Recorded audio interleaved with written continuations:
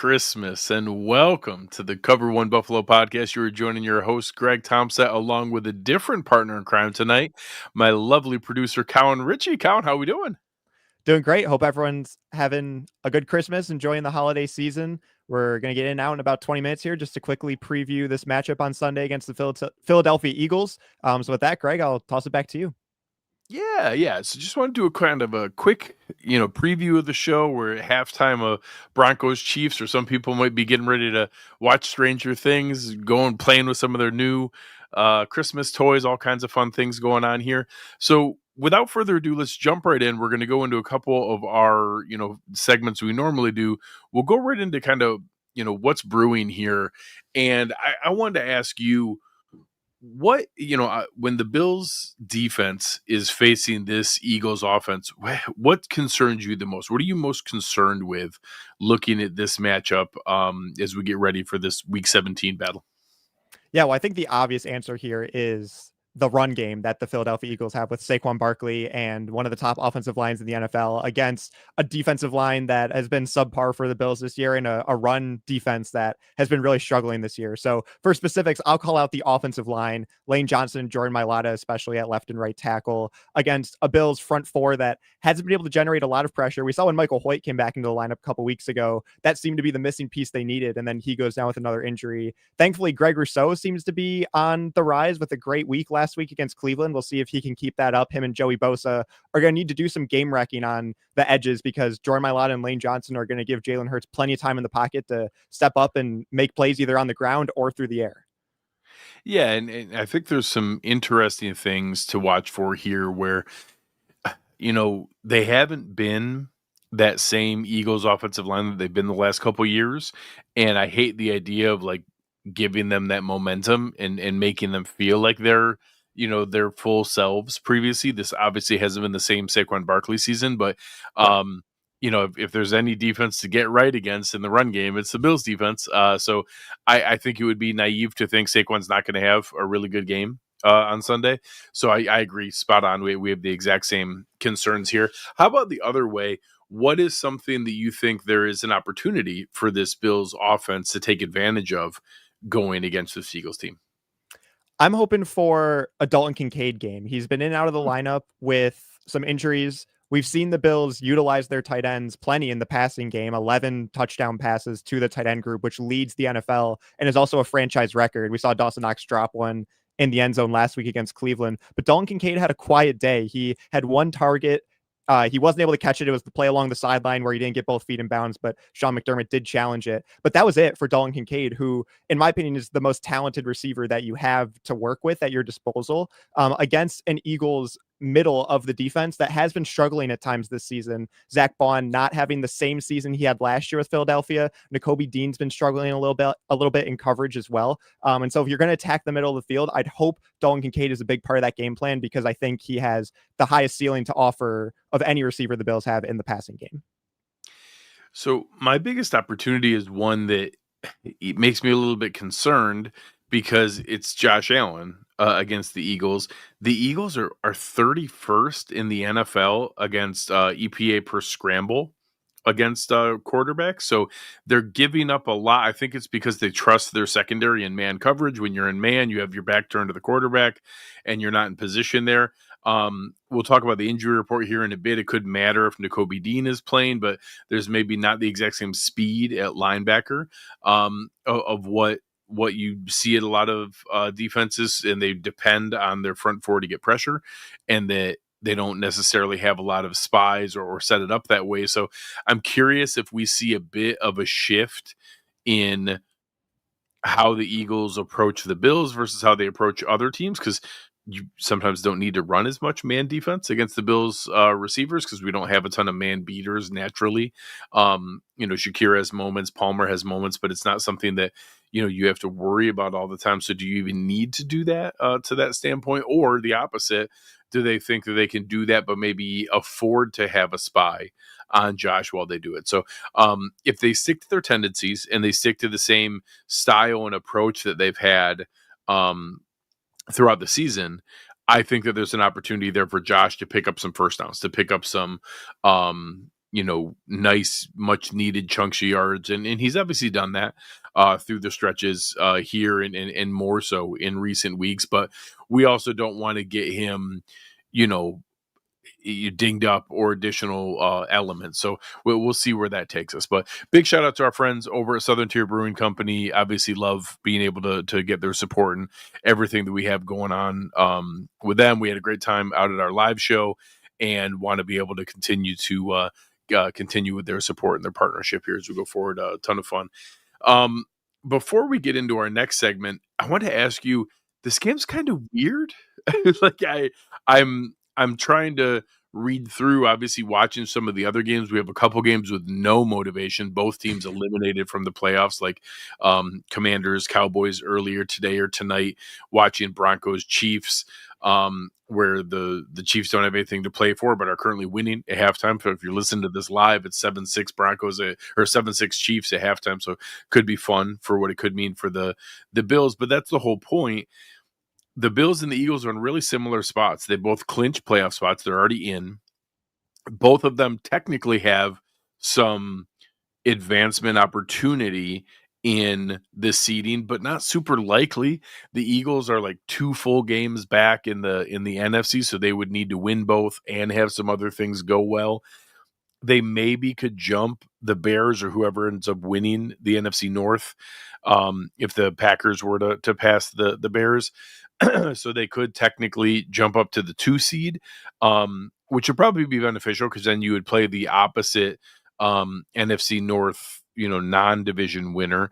Whereas right now they're set up to play the Rams in the first round of the playoffs. It's probably not ideal. So there's some motivation there to be able to get a win, but they can't have a lot of movement. The Bills are not locked into 5th, but very likely in the 5th spot. Or 5th or 6th spot, depending on what happens with the Chargers, but need a lot of things to go their way to either get the division or technically a path to the 1 seed. So both teams have things to play for, but also maybe have a reason to be a bit conservative. The weather is supposed to be really nasty. I think it's literally my least favorite weather on earth, which is cold and rainy. I'd rather snow. I can brush snow off. That cold rain when it's like 38, 40 degrees, that's the stuff that chills you down to your core. What do you think these teams are going to do this weekend as far as full game plan versus maybe play a little close to the vest? Yeah, well, like you were explaining, it all comes down to coaching philosophies and how much you value having the 5 seed versus the 6 seed or the 3 seed versus the 4 seed versus having maybe a healthier team going into the playoffs. Do you value the team health more than the opponent you're playing against? Because if you feel like you have the team you need and you'll go, for the Bills case, on the road to whoever you're facing, whether it's Jacksonville, whether it's Pittsburgh, whether it's Houston, and you like your odds as long as you have a healthy team, then you be a little bit more conservative. If guys are, close to playing on the injury report, which I know we'll get to in a second, but it's a risk. Maybe you're a little more conservative with injuries. And it's the same thing for Philadelphia. I think these are also 2 teams that their experience in the playoffs matters. And because they have so much experience in the playoffs, they are going to value health over seeding and being conservative with play calling over seeding. Because these are 2 teams that have been in the playoffs regularly, right? Philly's been to the Super Bowl each of the last 2 of the last 3 seasons. The Bills have been to the AFC Championship game 2 of the last 5 seasons, and they've won a playoff game each of the last 5 years as well. So these are 2 teams that know what it takes, and I think at the end of the day are going to value having a fully healthy team over doing everything they can to get the 5 seed versus the 6 seed. Yeah, I do think both teams are going to play to win. I think both teams are going to still put forward a full effort. I don't think we see them lean super aggressive if anybody's borderline from an injury standpoint. And I don't think we see a kitchen sink game of pulling out everything in the playbook to do this. I think they're going to, call good plays. I think they game plan for the game. I think they're going to be relatively conservative in the approach, and I think the weather being nasty will only help that. I think we see a lot of run game in both directions. Maybe a shorter game. I think the clock could keep moving pretty consistently as they go through here. Yeah. All right. One other question for you, because we Yeah. know Josh Allen is an extremely competitive person. How likely is it that Josh Allen knows the only team he hasn't beaten in his career is the Philadelphia Eagles, other than the Buffalo Bills, obviously? I think that's a super interesting nugget. I have to imagine someone has presented that to him. Um, whether it's someone around the team, one of the analytics guys there, I have to imagine someone has put that on Josh Allen's radar to be aware of. And he's a pretty smart guy. Yeah. I have a feeling that's come across his radar here. That's a nice nugget. I like it. Um, as we get into here to help, we'll talk a little bit about the injury report in a second, but there actually is a new name in town. The Buffalo Bills waived practice squad defensive end Morgan Fox, who was someone that I had talked about having interest in a couple years ago. Weren't sure how much juice he had left, to exchange it for someone with maybe the exact same question, Matthew Judon. So Matthew Judon, obviously at one point, NFL Defensive Player of the Year candidate, during a stretch earlier in his career, some great years with the Ravens, with the Patriots. Towards the end of that run, started to slow down. Then a season with the Falcons, a season in Miami here. The last 3 years, it's been, pretty poor results overall. I know I've seen a couple people put together some reels of some pretty strong power moves with some run support and things like that. I think you could put together a low light reel that looks just as bad, that's probably longer than that other one. I know Aaron is a huge fan of this signing. Aaron loved the Matt Judon signing, thinks he has a lot of juice left. I think it's really important everyone listening tweets at Aaron about how much he loves the Matthew Judon signing and how huge of a supporter he was of Matthew Judon. Make sure to let him know all about that as much as possible. Colin, where do you feel on, again, I joke that this is a no risk, low reward signing. It's practice squad. Even if he gets elevated, it's the minimum contract. We've been playing a freaking rookie defensive tackle at defensive end. We've tried out Morgan Fox. We've tried out Andre Jones. We've tried out, a lot of different guys. We signed Shaq Lawson to the practice squad. My only glimmer of hope in this was, hey, he knows what to do in like a tight end or a DN tackle stunt, and that, when you're working with at Oliver, maybe in the playoffs, he knows the timing and positioning and hand usage to maybe get Ed free for a looping pass rush snap. I don't know that he's going to have some huge play himself, but maybe his mind can help us in a small handful of snaps here. I don't have super high hopes, but that's the only thing I could cling to. Right. Yeah, I think the type of signing this is similar to the Morgan Fox signing with a couple nuanced differences. Firstly, Morgan Fox was more of a tweener, like a 3-4 edge maybe, or more likely to play in the interior rather than the outside, whereas Matthew Judon is an edge player. He's not going to be playing on the interior. So they are the same type of player, but different positional players at that. And second, Judon had a much higher ceiling at his prime.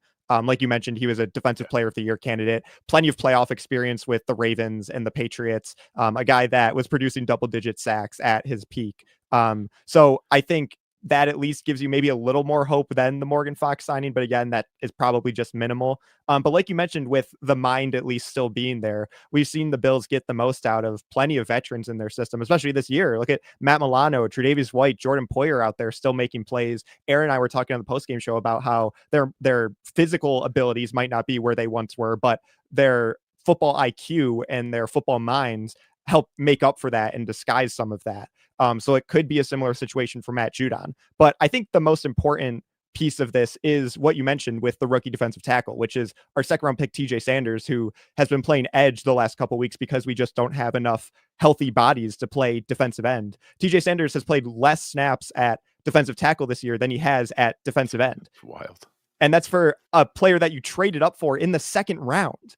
And part of that is because Deion Walker has turned into the rookie that he has been. But also, Sanders has shown flashes in those minimal times he has been a defensive tackle. He hasn't made the big impact play yet, but he's slowly progressing. You can see the progression week to week. And the more reps you can get him at the position you drafted him to play, the more likely that you'll be able to get a better return on investment for that high second round pick.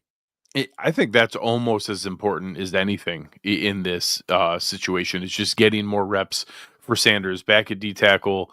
Um, have him play, again, maybe it's 11 snaps, maybe it's 15 snaps, something like that. I think Judon can do that. And if you get one flash moment, that's as much as you were going to get from a Javon Solomon or Andre Jones or whoever it might have been anyways. So I don't have high expectations, but I think there's a non-zero chance that the football mind you see there, it won't be the first time that we've seen a guy find a little bit of motivation to squeeze out one more little drip of juice when going from a losing situation to a winning situation late. We've seen that happen before. It won't be the first time, won't be the last time. Shaq Thompson this year is the same thing. I won't go to that degree because Shaq has played really, really well. But yes, I mean, that is that situation. Many people looked at that signing in the summer to have no chance. And obviously he's been great and been an important player. Someone that I'm probably going to talk about in the offseason about a priority to re-sign of what's there. So before we get out of here, let's talk a little bit about the injury report. For the Eagles, A.J. Brown is out with a teeth injury. Now, in all seriousness, he got his wisdom teeth removed, but it's just hysterical to see A.J. Brown, teeth, DNP. Is that new one for you, Craig? A teeth injury? I don't know that I've seen teeth listed many times in the past. Lane Johnson was designated as would have been a DNP here. This is where I think some of that comes into play. Nakobe Dean with a hamstring. I think this is where we could see some of the teams lean conservative. Jalen Carter was listed as a full participant, so I do think he'll be back and ready to play, which no one wants to play Jalen Carter. That's no fun. But that's where I think it could be interesting. On the Bills side, you have, I think we had 6 guys designated as would have been DNP. Again, they didn't practice today because it was Christmas, but they still had some changes in the designations. As an example, Joey Bosa was listed as limited, meaning he was progressing towards it, and it was maybe more veteran rest. But Daquan Jones with a calf, Dalton Kincaid with a knee, Dawson Knox with a knee, both tight ends, Jordan Phillips, Jordan Poyer, Matt Prater. I think that this is a spot where my guess is I'm the most concerned about Poyer. I think they would lean conservative there with his hamstring, with both tight ends as a DNP so far. Maybe this is something where you have to mess around, with the depth chart and do. I think we're out of elevations for Loki. I don't. I think we might have to mess around with adding him to the roster. That would make that challenging. Or Reggie Gilliam playing like true tight end snaps with a Jackson Hawes start.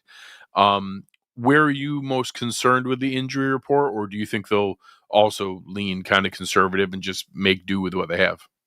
Yeah, I think it'll be, like you said, leaning more conservative. But when you're doubling up on positions that have multiple did not participates this week, like you said, at tight end with Dalton Kincaid and Dawson Knox, or at defensive tackle with Daquan Jones and Jordan Phillips, then the numbers game starts to get concerning about just having enough healthy players to play enough reps. And then one of the elevations is soaked up by a kicker because we have to elevate, whether that's, I don't know. I think there was another tryout again here. So I don't know if it's for sure going to end up being Michael Badgley or if he gets swapped out for a Young Hoku or whoever.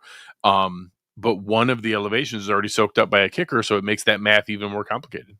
Right.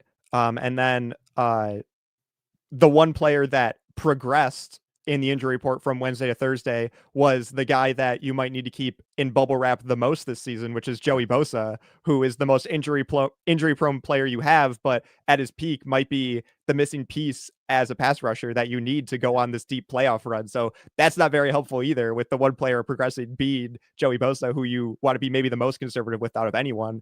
And then just another veteran like Jordan Poyer, who has battled through some injuries throughout his career, is obviously on the tail end of his career and a DNP back-to-back days. I'm not worried if they're not playing, because then I know they're being conservative and being smart. You have a playoff spot locked up already, but it might be a good opportunity to see a guy like Cam Lewis or Jordan Hancock back at safety against a team that can air it out like the Eagles can with AJ Brown and Devontae Smith. So that'll certainly be a test if it's Jordan Hancock or even Cam Lewis in the back end to see what they can do.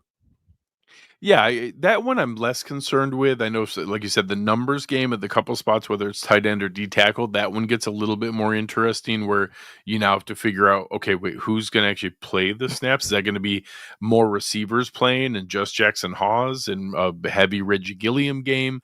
I think there's some interesting things there. There are more pony backfields. I like that.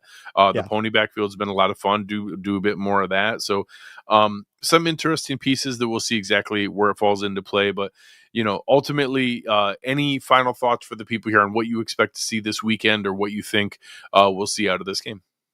Well, there's people in the comments talking about Darnell Savage as well, who is a guy that the Bills added late. That's an Could be interesting one name of the to invoke. elevations. Yeah. But like you said, it's with the numbers game at tight end and defensive tackle, and you have to spend one of those two elevations on a kicker. I don't know if they have the ability to afford to elevate a safety when, like I said, you have guys like Cam Lewis and Jordan Hancock on the 53-man roster already who can play back at safety.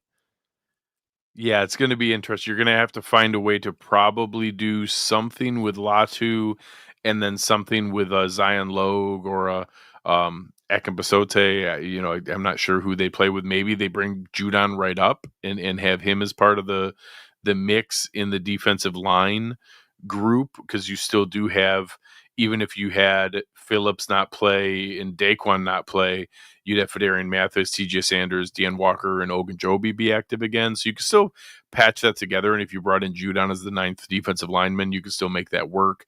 You could go with 8 defensive linemen, because you have 10 on the roster. So you could rest 2 of them or sit 2 of them with, Phillips and Daquan. But yeah, it's going to get interesting what that forces them to do. Yeah, just a quick correction. Darnell Savage is on the 53-man roster, so he could be in the rotation at safety if Jordan Poyer can't go. Oh, it's a great call because they claimed him. They claimed him. They just haven't played him yet because he obviously just joined. But yeah, obviously that probably helps give them some flexibility of what they could do to be able to come in there, because obviously Sam Franklin shows on the depth chart as a safety, but he doesn't actually play safety. He's just a special teamer. So it's probably Cam Lewis or Jordan Hancock there, but you need a backup. So having Savage active on game day could make a lot of sense. Yeah. Last thing I'll say is justice for the Reggie Gilliam Pro Bowl hype train. He lost in a popularity contest to Patrick Ricard, who is maybe the one fullback everyone knows in the AFC, but he's only played 9 games this year. And Reggie Gilliam has been lead blocking for the current rushing yards leader and a quarterback with double-digit rushing touchdowns. And playing an incredible amount of special team snaps and, playing, blocking tight end, and just really, really valuable. It would have been great to see him get that recognition. I like Ricard. It's fun to see he's a guard wearing a fullback uniform. I get the the fun of it, but it's also the dumb part. And, similar. I hate it when a guy I don't really care for makes a great point, but Mitchell Schwartz put out a post about that now that so many contracts are tied to Pro Bowls and it's used as a factor in Hall of Fame cases and things like that. We really got to clean this up a little bit more. Like the fan vote just has no purpose. The number of retweets from a team account should not be a factor in what we're doing here. If it's going to impact people's finances and contracts and escalators, that's a really weird part to have tied in there. So I'd love to see them make a bit of a tweak there and make some changes to how that's handled. Yeah, maybe it starts with like a game minimum too, because like Joe Alt made the Pro Bowl. He played 6 games this year for the Chargers. Yeah, and that's, I think, a great way to look at it with you take a look at how they've done that with the NBA with the league awards and the minimums that are involved. So all right, I think it's a great call. Shout out to Reggie Gilliam. Fullbacks matter here. We're a big fan of their work. Thank you for jumping in here for Aaron. This was a ton of fun and just a little quick nugget for you guys to be able to listen to as we get ready for the game. We'll be back with the post-game show Sunday night, probably around 7:30 as we get wrapped up from one of the only 425 games. It was one 405 game, and then the Bills-Eagles is 425, almost in a lone window like a primetime game. So looking forward to the nation watching them play. Hopefully joining you here for a Bills victory, and then we will get together later. But on behalf of Colin Richey and our missing co-host Aaron Quinn, I am Greg Tompsett. You've been listening to Cover One Buffalo, and we are